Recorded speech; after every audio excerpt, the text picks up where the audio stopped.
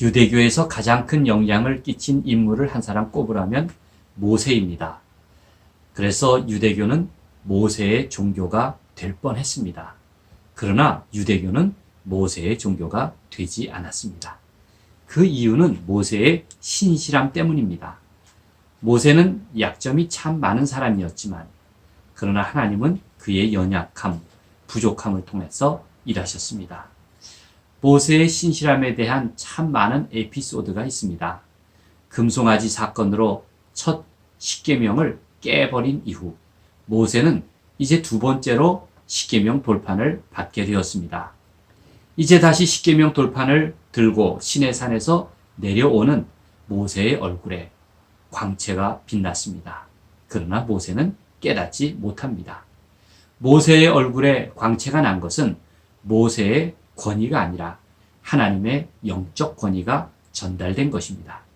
모세가 영적인 감동과 진실로 하나님과 친밀하게 교제했기 때문일 것입니다. 하나님과 영적인 교제가 깊은 사람은 표정이 밝고 평온합니다. 모세의 얼굴에 나타난 영적인 깊이를 보고 아론과 백성들은 두려워했습니다. 모세에게 깃든 광채는 바로 하나님의 영광이었습니다. 하나님의 빛 가운데 들어서는 사람은 하나님의 영광을 반사하는 거울입니다. 그런데 모세는 자기에게 드러난 그 하나님의 영광을 스스로 가렸습니다. 출애굽기 34장 33절에 따르면 모세가 그들에게 말하기를 마치고 수건으로 자기 얼굴을 가렸더라고 했습니다.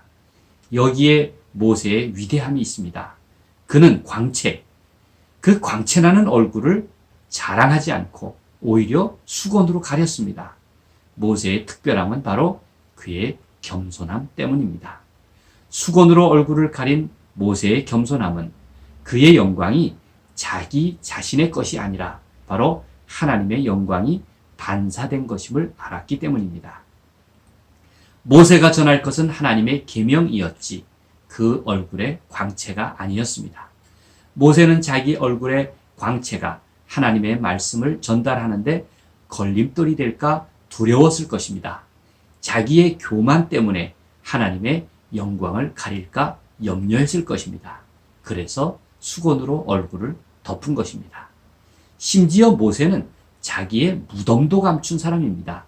지금까지 모세의 무덤은 발견되지 않았습니다.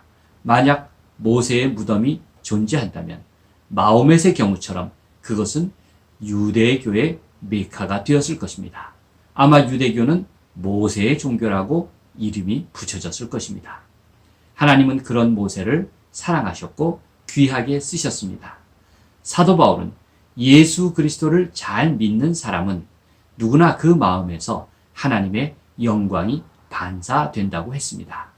고린도후서 4장 6절에서 하나님께서 예수 그리스도의 얼굴에 있는 하나님의 영광을 아는 빛을 우리 마음에 비추셨느니라고 했습니다.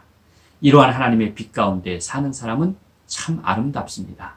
하나님의 영광을 반사하는 거울이 되기 때문입니다. 새 언약을 받은 여러분은 늘 하나님과 동행하며 그 은총의 빛 가운데 머물기를 간절히 소망합니다.